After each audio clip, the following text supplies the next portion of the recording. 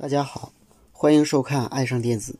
这是一个欧姆龙的电子血压计，下面我们先使用一下，然后我们打开看一下内部构造。首先按开始。欢迎使用欧姆龙电子血压计，请放松并保持正确的测量姿势。测量开始。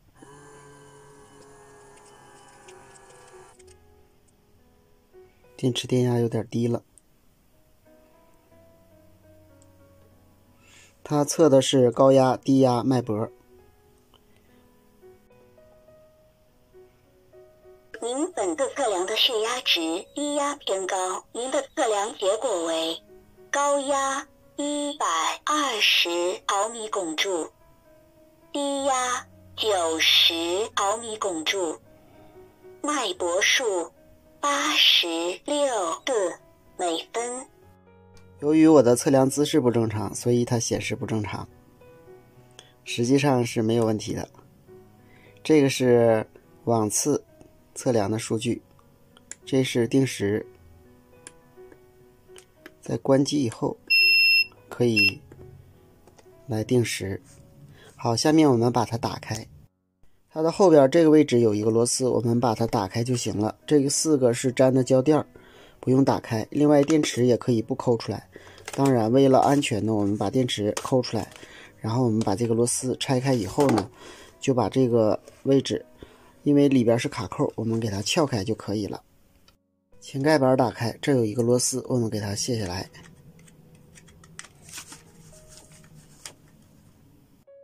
螺丝卸下来了，这有2个卡扣，下面呢我们需要把这2个卡扣向上掰，然后呢把电池夹向外推，就给它拿出来了。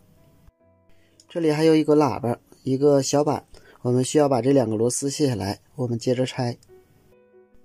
这是它的扬声器，这个位置是一个指示灯，但是这个过来的是3根线。我们看它的功放芯片在这端，另外这还有一个稳压芯片。好，我给它拆开了，我们看一下它的内部构造。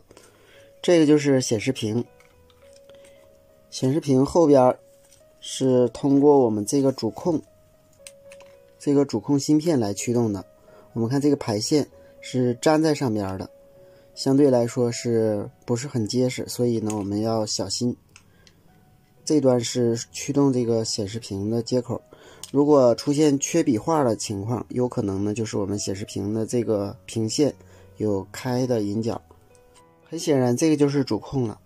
这个是压力传感器，就是来测量我们的脉搏以及血压的一个传感器，它是通过我们这个袖带的压力传感到这个位置，然后进行检测，通过引脚输出送到我们这个主控来进行计算。这个位置有一个非常重要的元件，它是一个 32.768 千赫的晶振，是提供脉冲信号的。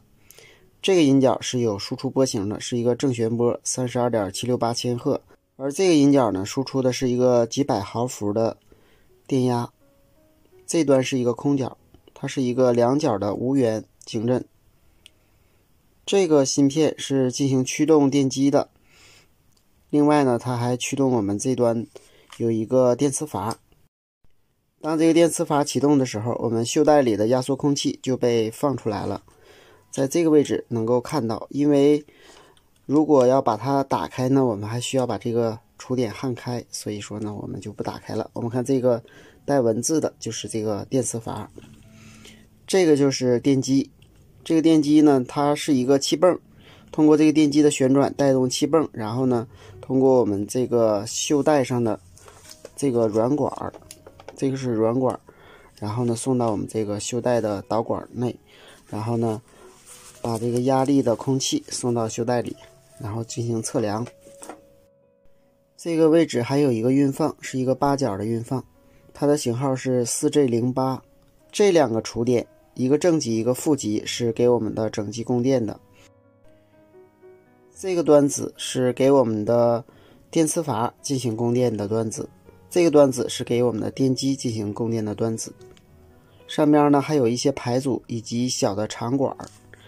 这端就是我们的控制端，也就是键盘输入端，这个是开关按键，这端是一个菜单按键，这个是定时按键，这两个是上下的按键。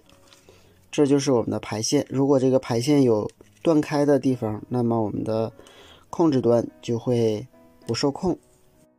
这个血压计的供电范围还是很宽的，在电池电压在 4.27 伏的时候显示欠压，到 6.6 伏之间都是可以正常工作的。好，今天咱们就到这里，谢谢大家，再见。